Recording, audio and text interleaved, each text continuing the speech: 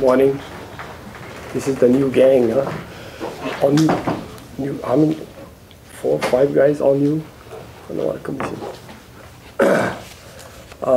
I'm here this morning, flew in from Molokai, and I represent really myself and the public. That's my only interest here today. As far as beneficial and how the impacts, the social impacts that this issue that's before you guys, it's huge. Actually, you need to state, even though I know you and I know you my need name? to state I'm sorry. your name for it, because it's not a camera. So. My name is Walter Riddy from Molokai. So I guess what the first thing I want to try and get across is how important this issue is, not only for water, but for the whole community out there. The impacts on our communities are huge. This company and the impacts are huge. Every little thing has an impact on all of us. So I felt like I needed to come and at least share some of the impacts that are happening on us. And listening to the reasons why all of this is happening.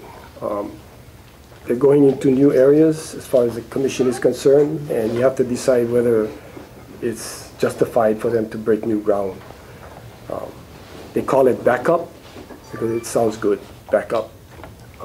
The staff is calling it double dipping, water banking, double counting, all those terms to try and explain what is going on. For us on the outside, it's getting very confusing about what's going on.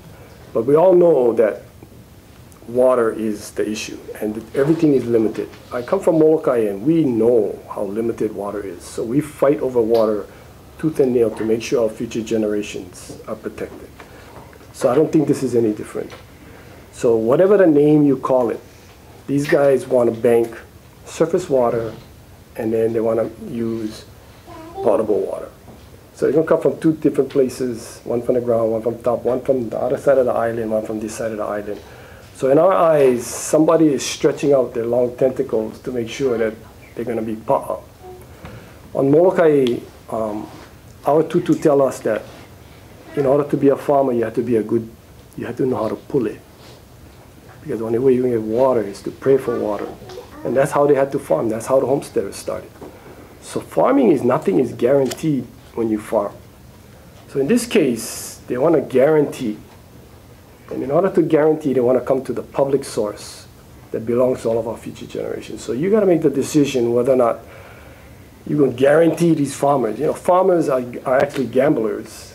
And in this case, there's huge stakes going on. So they want to make sure that they get water.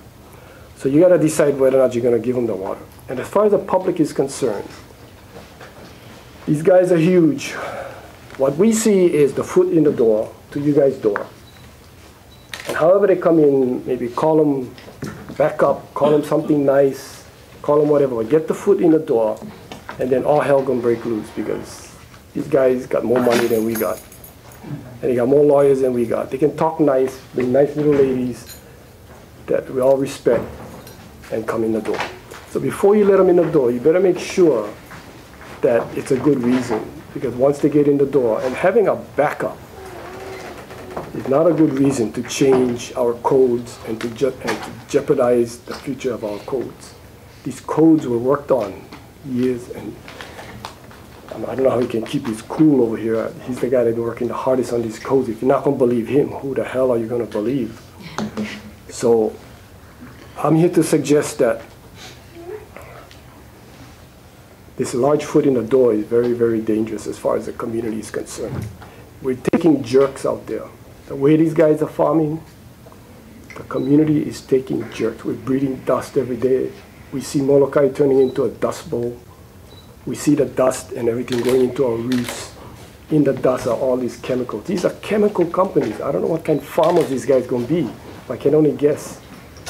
So as far as the community is concerned, we do not support this kind of water use. And you know, being fair and equitable, they have other alternatives.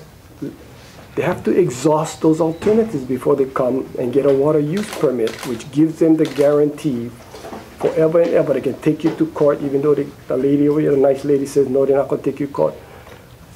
Yeah, I can sell you the moon. Guarantee they're going to take you to court.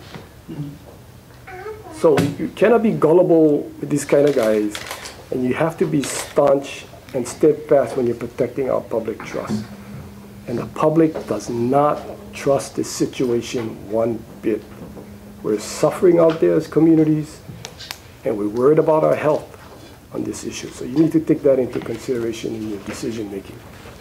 Thank you. Questions for Walter? I got one comment. No, don't worry, you're not the only one confused on the issue.